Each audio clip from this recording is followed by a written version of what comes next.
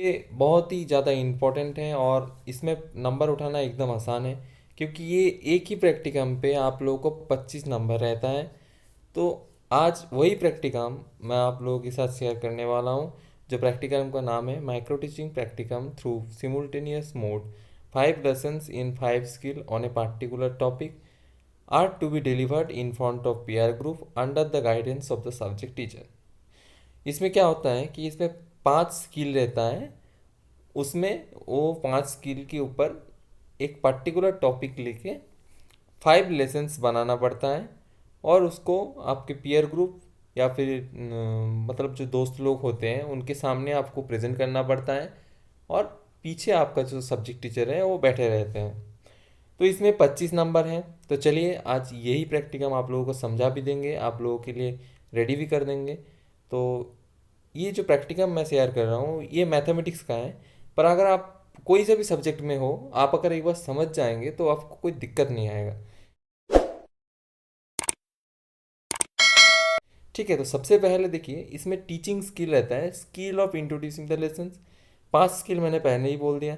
उसमें क्या क्या है? Skill of introducing the lesson, skill of questioning, skill of using teaching ads, skill of री एंड स्किल ऑफ इलास्ट्रेशन।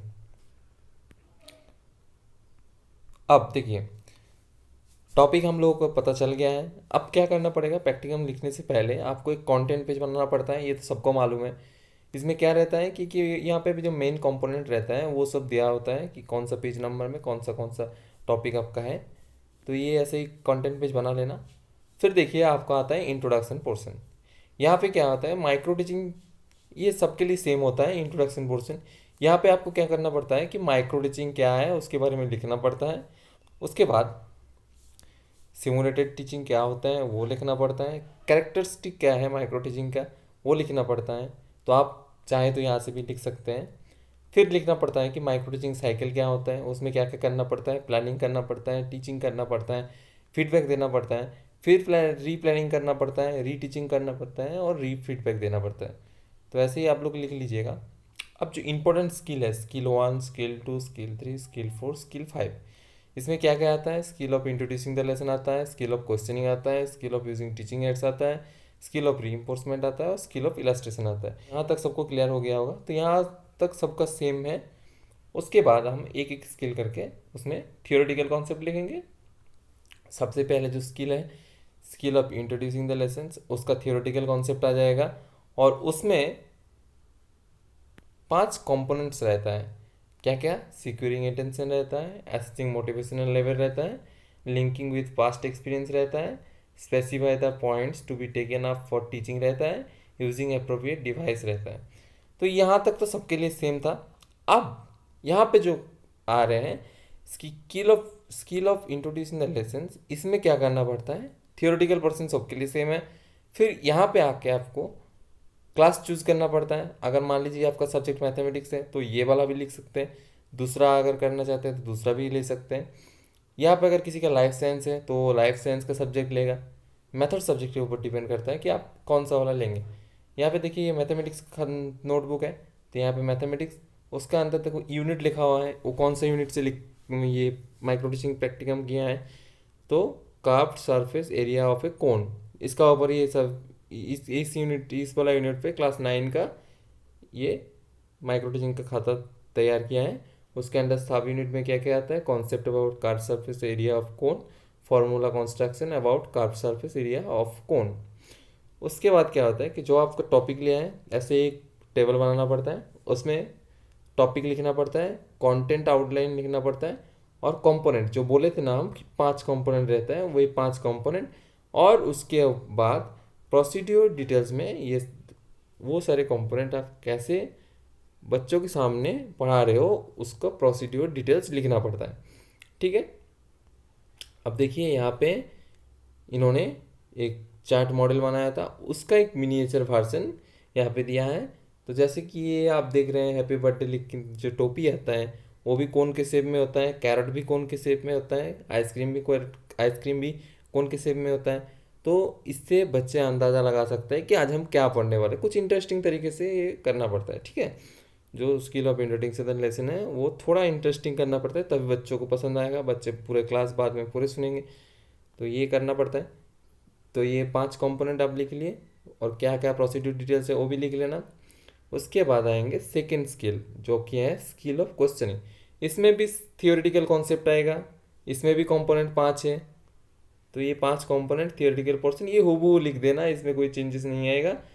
अब यहाँ पे चेंजेस आएगा कि आप प्रोसीड्यूर डिटेल्स क्या कर रहे हैं, सब्जेक्ट वो जो आप देखिए स्किल ऑफ इंट्रोड्यूसिंग में जो लिए थे वही वाला टॉपिक यहाँ पे भी होगा, वही वाला यूनिट यहाँ पे होगा, वही सब यूनिट यहाँ पे भी होगा, वही क्लास होगा। ऐसा कि नहीं है कि वहाँ पे क्लास 9 का कोई सब टॉपिक ले लिया, यूनिट ले लिया, यहाँ पे 10 का, ऐसा नहीं है। जो आप यूनिट लेंगे उसके अंडर जो सब यूनिट लेंगे वो पांचों स्किल में हूबहू सेम टू सेम चलते आएगा।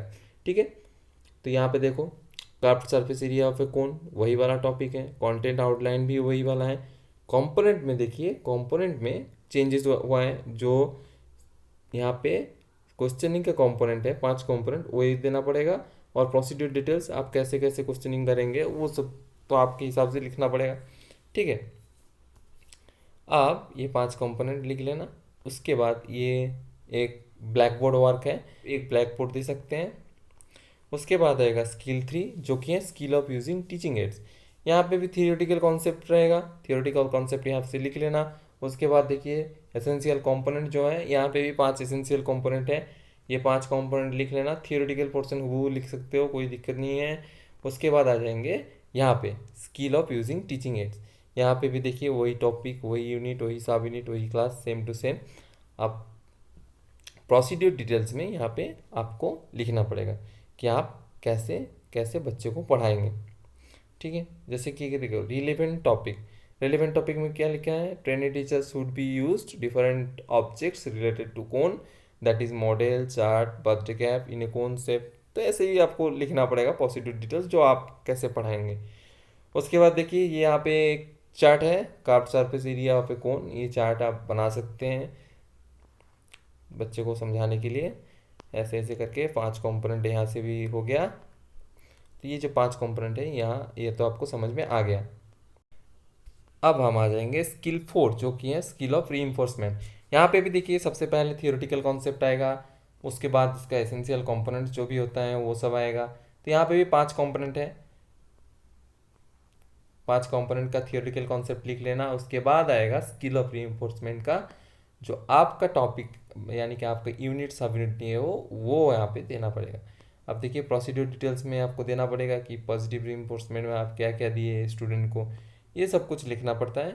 उसके बाद आपको आपने जो ब्लैक बोर्ड में वर्क किए वो सब यहाँ पे देना पड़ता है। एक छोटा सा आर्ट पेपर लेके ब्लैक कलर का, उसके ऊपर वाइट पेन से लिखना पड़ता है। तो इतना तो आप कर ही लेंगे।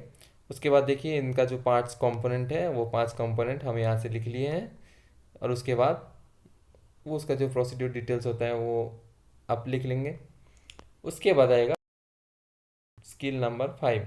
ये थोड़ा इंपॉर्टेंट स्किल है क्योंकि ये स्किल ऑफ इलास्ट्रेशन है। यहाँ पे भी आपको theoretical concept same to same लिख सकते हैं, कोई दिक्कत नहीं है। और यहाँ पे भी एसेंशियल कंपोनेंट में 5 ही कंपोनेंट रहता है। उसके बाद हम लोग आ जाएंगे यहाँ पे स्किल ऑफ इलास्ट्रेशन में, जो आपने यूनिट सब यूनिट पहले से ले रखे हैं उसको आप कैसे इलास्ट्रेट करेंगे।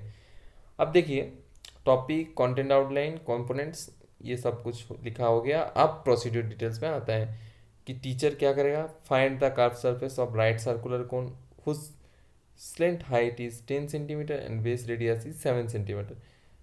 स्टूडेंट अब टीचर का ये क्वेश्चन सुन के आंसर देगा। ऐसे ही आपको ये पांचों कंपोनेंट फॉलो करना है। उसके बाद आप जो ब्लैक बोर्ड में वर्क करेंगे वो वर्क भी लिखना पड़ेगा कि आप क्या क्वेश्चन पूछे थे, स्टूडेंट ने क्या आंसर दिया, आप कैसे सॉल्व किए थे। तो ये जो है ये देख रहे हैं ये ब्लैक बोर्ड है। उसके बाद देखिए ऐसे ऐसे करके आप 4th कंपोनेंट में चले आएंगे, स्टूडेंट इंटरेक्शन। स्टूडेंट इंटरेक्शन में क्या क्या होगा वो सब भी लिखना पड़ेगा। उसके बाद और एक ब्लैक बोर्ड देना पड़ेगा, वहाँ पे आप क्या क्या लिख रहे हैं ये सब देना पड़ता है। फिर आप आ जाएंगे 5th कंपोनेंट, उसमें क्या रहता है, कोरिलेटेड विथ टॉपिक।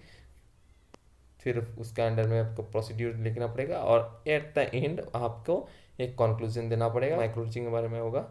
तो बस इतना सा अगर कर देंगे तो आप 25 में आराम से 23 24 आपको मिल जाएगा। अच्छे से लिखेंगे तो आपको और भी ज़्यादा नंबर मिल सकते हैं। तो चलिए आज के लिए इतना ही।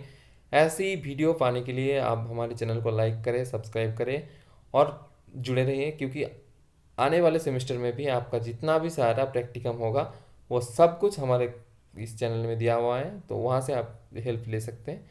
चलिए, धन्यवाद।